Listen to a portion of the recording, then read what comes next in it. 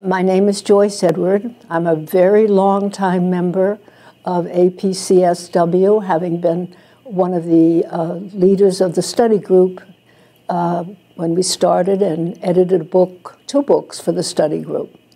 I'm retired from practice now.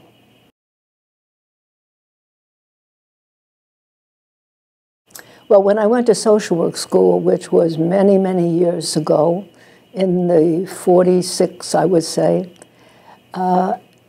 we were taught psychoanalytic theory, but it really had very little impact on me. It was an id psychology at that time. However, many years later, I was working in a school for emotionally disturbed children. And at that time, the theory about autism was that the parents were cold and withdrawn, and that it was related to the children's problems were related to problems in the parenting. And I worked with parents, and these parents that I met did not fulfill this picture, this stereotype at all.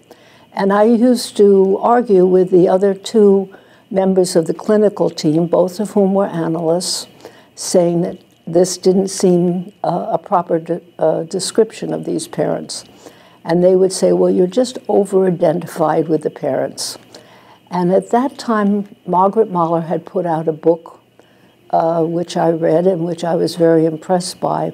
It had to do with the fact that she recognized that there was something within the autistic child that made it impossible for them to really take advantage of the mothering that fathering that they were getting. So at about the same time, Ruben Blank was giving a seminar nearby, and I attended that seminar, and he talked a lot about Mahler's theories and other contemporary analysts, the ego psychologists that were important then, the developmental analysts.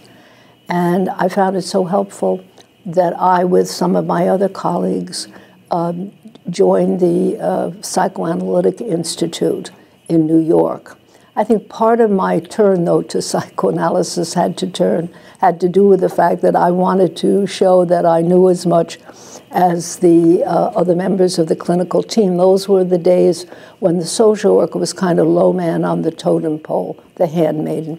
And ever since that time, I have been very pleased to be identified with the psychoanalytic community.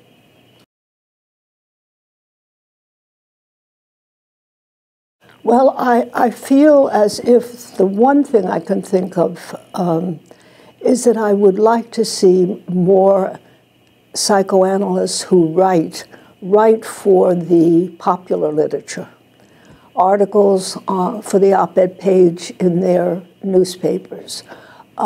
Very few people really understand. If you tell people you're a psychoanalyst, more often than not, they identify you with some old dinosaur from the past. Are you a Freudian? As if all of analysis stopped with Freud. And therefore, I think it's really important that we get articles into the lay magazines, into the popular magazines and the papers. I had a nice experience. I live in a long-term care facility with a very rich educational program. And I had an opportunity to give 3 lectures on psychoanalysis today. Now, these are, of course, not going to be people that are going to become analysts, but they are people who are out in the public and have friends and young people in their family.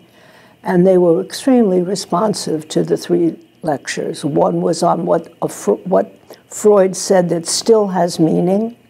The second was on the new theories in psychoanalysis. And the third was on the various programs that are influenced by psychoanalysis and these are programs outside of the consulting room, like the collaboration with the Yale Child Guidance Clinic and the police in that area, whereby the police call on the psychoanalysts if they have a call in which there's been children involved and violence in the home, and the analyst will talk with the child. and there are many such applications. So I think if we would publicize more what we were doing, it would inspire people. And also, I think we should be providing programs in the social work school, like I know of one program in which there